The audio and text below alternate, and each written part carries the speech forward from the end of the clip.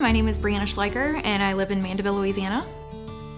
I met my husband out when we were celebrating his sister's birthday, and we have been married 3 years in May. We decided to try and conceive about a year after we had been married. I always thought that it would be kind of easy to get pregnant. My mom always said that with her and my dad, the second they tried, the next month she would be pregnant, so I kind of thought that it would be the same for us, but it didn't really turn out that way.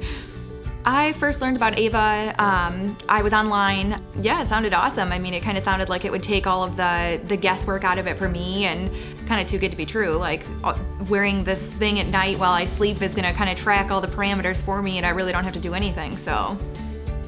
I learned I was pregnant. I was actually at the doctor regarding something for school. It was non-pregnancy related, and I had asked the doctor right before I left. I had been feeling kind of dizzy lately, and so I mentioned that to him, and he asked me if there was any possibility I could be pregnant.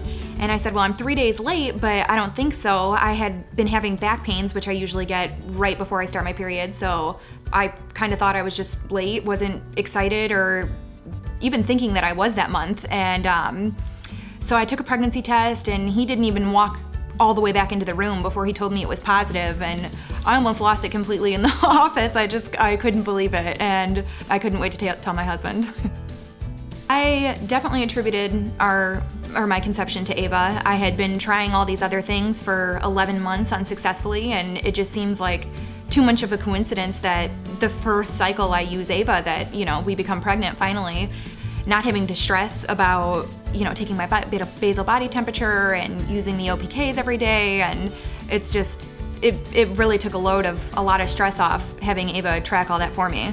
Well, the most important thing I learned about my cycle is I was ovulating a week outside of when my other fertility apps told me I was ovulating, and so that was definitely the biggest and most important factor of all.